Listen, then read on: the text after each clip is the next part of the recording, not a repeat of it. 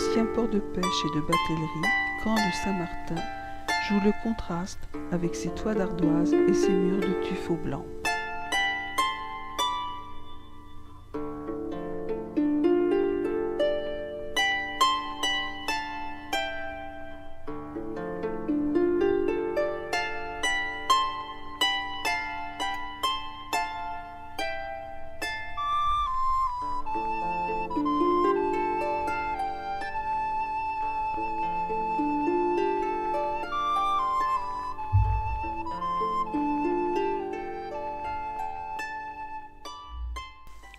Au XVe siècle, le commerce fluvial se développe dans la vallée de la Loire et favorise l'installation de familles dans de vieilles forteresses qui deviennent d'agréables demeures, comme le château de Montsoreau remanié dans un style Renaissance.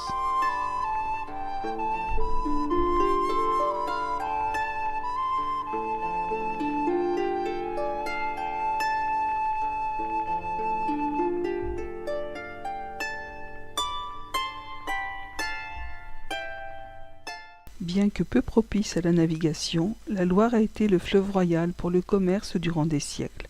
On peut observer quelques exemples de chalands.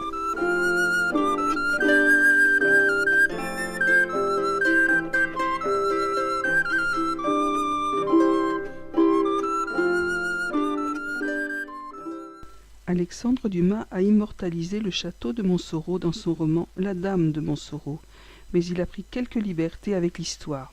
Voici l'auteur confronté à ces personnages. C'était en 1576. Messire de Bussy était alors gouverneur de l'Anjou, et moi je m'étais déjà pris cette jeune fille dont vous avez si aimablement avancé les mérites et chanté des atouts. J'avais la joie et le privilège d'être votre mari depuis environ un an. Joie partagée, mon cher Charles. Vous fûtes pour moi un deuxième mari dont les prévenances et la tendresse me firent vite oublier le chagrin que j'ai trouvé à la suite de la disparition de Jean de Rouen, mon premier époux, mort accidentellement en 1574, quelques mois après notre mariage. Comme vous l'assurez dans votre ouvrage, monsieur. Quant au tableau que vous avez posé de moi, les cendres sont encore. Vous m'avez écrit d'une laideur repoussante, ce qui n'était pas du tout l'avis de mon entourage, qui me trouvait plutôt beau. Grossier, querelleur, toujours prêt à commettre les pires violences et l'ignominie. Désolé, monsieur Dumas, mais à la violence et au duel s'est répandu dans la France en détroit, je préférais beaucoup les arts, les lettres, la poésie et une vie harmonieuse. Effectivement, ce courage physique dont vous êtes fait l'écho, mais je l'utilisais trop souvent en Érix, Huel et autres échauffourées dont je n'ai pas lieu de me goberger.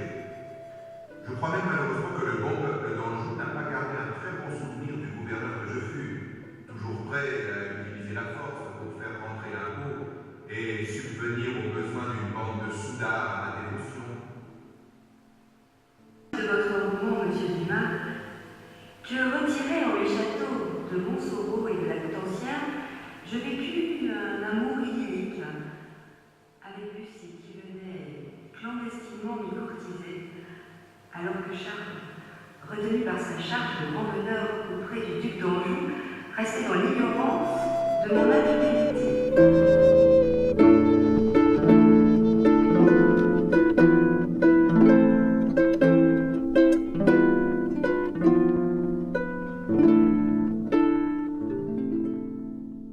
Marque de distinction réservée à la noblesse, les girouettes devinrent après la Révolution des objets de fantaisie signalant l'activité des propriétaires de la maison.